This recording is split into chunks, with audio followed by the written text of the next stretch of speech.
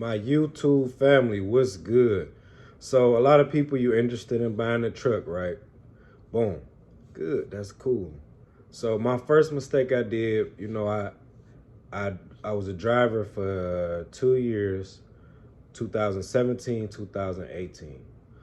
So my first year, I kind of, I kind of jacked off a lot of money.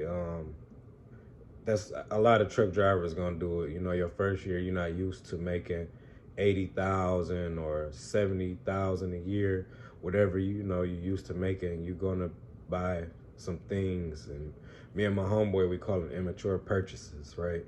And you're not supposed to be doing that, but just the feel of the money, and it's different. You go from not making so much, or however you came into trucking.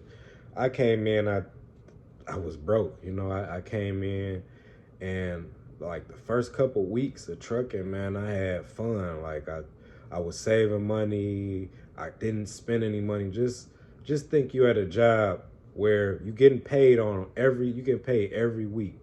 So whether you're getting paid 1,000 to 1,500, or with some small companies you get paid 1,750 to 2,000, 2,100 a week. So just imagine you're not making that consistently to making that consistently. And then the work that you putting in, you don't even have time to spend your money. So not only are you making money, you saving money. So those are two good things. So my first year I blew everything. I don't think I had nothing to, like, for real, to show for any of the money that I had. So the second year, well, let's rewind that. The first year, I had fun. So the second year, I was learning money, how it work and how to save and how to invest it. So I had a lot of fun my second year. So I started saving money, and I started asking questions about the trucking industry. I'm gonna put up a couple of videos about start your own authority and how to do it and all of that. But this is just the process right now that I'm giving y'all. Second year was cool. I saved up money. I spent a little, but I saved more than what I was spending. So it was cool. It was cool. Third year, in between the second and the third year, I was just learning the industry, trucking industry, all of the logistics and just how it works. So I ended up, like, my mentor, and I worked for him. He was, I was up under him, just soaking up all of the knowledge that I could, and I was looking on YouTube, just infinite information on this thing here. So I'm looking on YouTube, owner operators. I'm seeing that these guys are making triple time what I was making in a week. So let's just say you making 1,750 to 2,000 or 2,100 a week. Now you retain the knowledge, and you're making $6,000, $7,000, $8,000 a week. So I'm seeing all these guys, they driving nice cars. I'm like, what's going on? Like, what's going on? So in between the second and third year, I just educated myself. So the third year, I'm looking around, and I'm seeing, they buying their own trucks. So when you BYOB, be your own boss, you're gonna crush those numbers, and you're gonna make your money, and you're gonna make more money. Once you learn this industry as much as you can, now I have the knowledge to, write my own check, basically, and this industry is as far as you want to take it.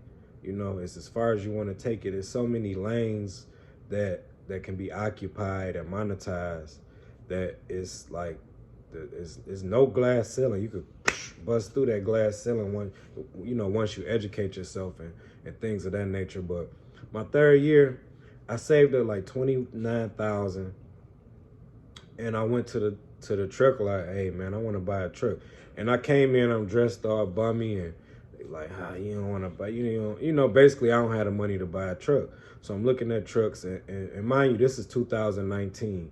So I started November 3rd, 2017.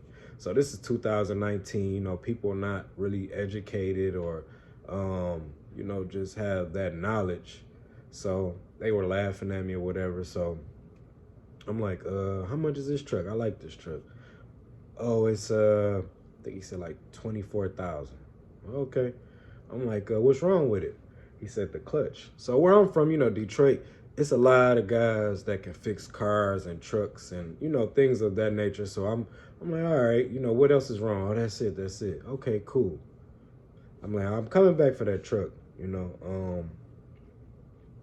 So he laughing or whatever, you know, he take my number down. So I said, give me like 2 or 3 weeks. So I get back in the truck, I hustle up on like a couple more thousand. So I'm ready now. So between I go, you know, the time I go back to the lot, you know, I'm driving and I'm just thinking in my head like, okay, I'm calling around, hey man, you know, a truck need, you know, I have a truck, I'm about to buy a truck, it needs a clutch. Okay, boom. They tell me it's about $2,000 to put a clutch in. Okay, so I had a mechanic in Arizona. You know, he does the mechanic work for diesels for semis. So, fast forward, I'm back at the lot. I come back. Hey man, I need that truck. He's laughing. He said, "You ready?" Yeah, I'm ready. So we during the whole now he's geeked. He's about to get his sale, get his commission. So I'm like, so only thing is wrong. I'm geeked too. So you know, you never act off of emotion. You know, there's a impulse decision. You know, I'm you know, you guys will see in a minute. But I made an impulse decision. So I brought the mechanic with me to the lot, and he checked it out. Everything was cool. The clutch was it needed to be, you know, I needed to put another clutch in there. So long story short, we do the paperwork. Boom, I get out of there. Boom. So I'm glad, I'm proud. I celebrate. You know, I go to the bar, get some drink, have fun. So that whole week I'm celebrating. I'm in Arizona, Phoenix, Arizona, and you know, I'm getting everything registered, everything. And the truck is ready. So the clutch is fixed, everything. I'm you know, I'm so happy about being an owner operator. So I jump on the dashboard and I see a load going from Nogales, Arizona to Boston, Massachusetts. Anybody who drives trucks know that Boston, Massachusetts is nothing to play with. Nothing at all. It's like New York or New Jersey. So I preferably like challenges like that. So I love, you know, the money is out there. So first load, no, it was 8,500. I'm sorry, 8,500. So I calculate the fuel, whatever. So, you know, my taker probably it was not probably, it was like in the low sixes when everything is said and done. Fuel was low then, everything. So when it was all said and done, it was the low sixes, probably the high. I gotta look in my not notes, but I gotta look at my records to see how much I made off of that load. But hey, you know, we get locked and loaded. I'm ready to go. I'm smiling. I booked my first load. I go off the lot. 2 hours into the drive. Mind you, I'm in Phoenix. It takes like 2.5, 2:45, 3 hours, give or take, depending on traffic, to get from Phoenix, Arizona to Nogales. So I get to Nogales. Nothing's wrong. I got a reefer trailer. They load me up. Everything is cool. You know, I'm like, yes, finally. Get there, get loaded. So it's about, I want to say 3 p.m. I jump off. Every time I jump off a load, I have to do at least 4 or 5 hours because it'll make the whole trip better if you at least do 280 miles. That it will make your trip a lot better. So I get to El Paso. I'm driving like from Nogales. I'm driving I-10. So I get to El Paso. No, I get right before El Paso. I'm going up a mountain on I-10 going west. No, east, I'm sorry. I-10 going east. And I'm going up this mountain, and I'm giving it all it got to the pedal. And mind you, I have a manual. It was a 10-speed Frieghtliner, 2013. So I'm giving it all it got, and the lights and the power clunk out on me. I mean, mid going up, like upgrade, going up an upgrade. So I'm just like what's going on? I'm losing power. The truck is like tired. The truck is tired. So it's making noises, it's doing like all this irregular stuff. Never experienced it before. So I'm looking. It says that the def was that I needed to do a regen. So I do the regen 45 minutes. It took 45 minutes. So the truck starts up.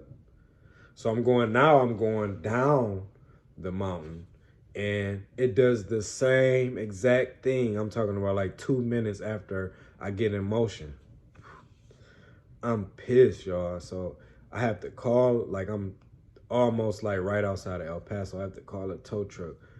They're telling me they're not gonna be able to come and get me until a couple hours. So I just start the truck up, move. It keeps stopping every probably 30, 40 minutes, requesting me to do a regen, and I'm pissed. So I finally get to I went to a Frieghtliner dealership, and the guy tells me that I'm having electrical problems. So he's like, I don't know where to look for this electrical problems. Like we would have to just run like numerous tests or whatever, but we can try. So they tried it, and he said that it was something wrong with my wires. It was something sitting on a wire. So he showed me a picture. He got it out of there. I mean, he got it out of there within like probably like 16, 17 hours. So I'm late on my load. I'm pissed. It's just, so I get it fixed. It was like $800 plus $300 for like some kind of labor, $300 more. So I ended up paying like a hefty tab. It is what it is. I had money saved up for that, so I was ready for whatever was going to happen. But I wasn't ready for this. So I get out of there. It's nighttime. I'm like, forget this. I'm about to go ahead and I'm going to do 11 straight. I'm already, I'm locked and loaded on my hours. I got 11 to do. I do 11 hours. So I go straight through. I do like, not really 11, like 10 hours and 45 minutes. Not straight through, but I take my breaks and all of that. Just being compliant or whatever. Take my breaks in between the 10 and a half, 10:45. So I'm rolling. And again, it happens again. Early in the morning, I start my pre-trip. I'm so pissed, y'all. I get up early, I'm ready. Nothing. The truck wouldn't even start. So my first truck was like, and it happened like that. Every time I got it fixed, it happened. And if it didn't, if it didn't stop, if it went for a minute, it went for a day or two.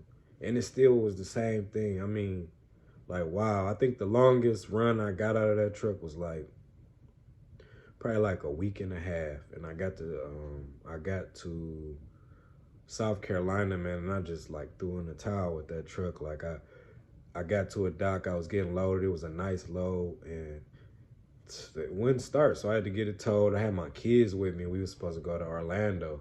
So I had my kids with me, and they wonder what's going on. I get the truck towed to Frieghtliner. I had to rent a car in Charleston, South Carolina. I rented a car. I had to drive back to Detroit, drop the kids off, make sure they was good. I didn't want them in my mess that I had going on with my truck, because knowingly I knew that truck was messing up.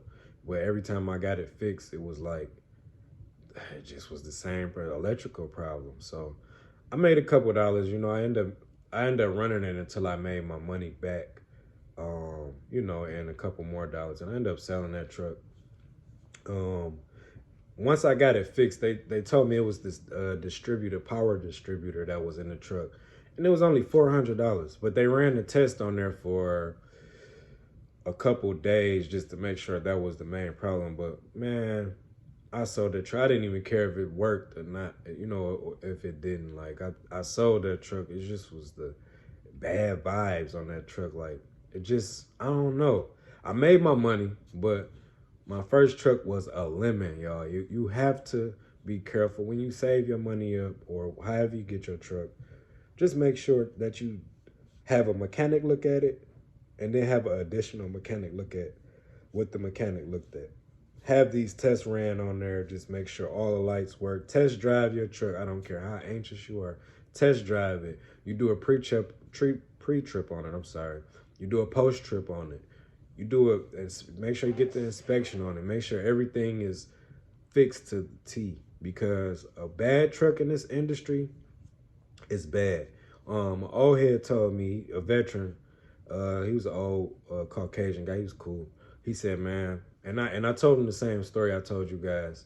He said, look, man, in this industry, I've been here for 40 years. You either gonna have a good truck and a bad driver, or you're gonna have a bad truck and a good driver. And then he said, when those two lines intersect and you have a good driver and a good truck, you're gonna make a lot of money in this industry. So I'm just giving y'all this story, man. Y'all be careful when y'all get these trucks. You know, like I say every episode, the trucking industry is very lucrative, but you also have to, you know, make sure you do everything that you need to do as far as check these trucks out, pre-trip them, post-trip them, have a mechanic look at them, get an inspection.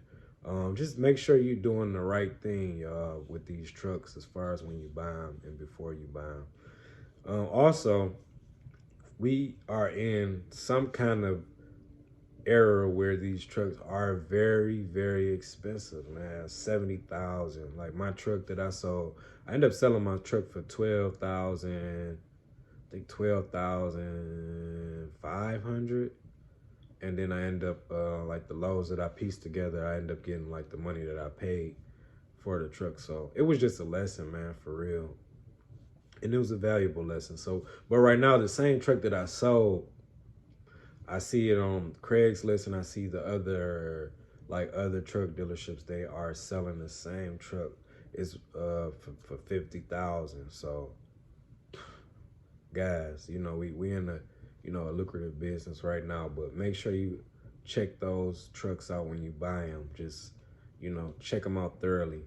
So, as far as that's it. Like, that's my story on my first truck. I have another truck now. It's a Mack truck. It's pretty reliable. Only thing I really had issues with was the valve cover gasket, just the cover, and I had the bottom and the top, and that was $1,900.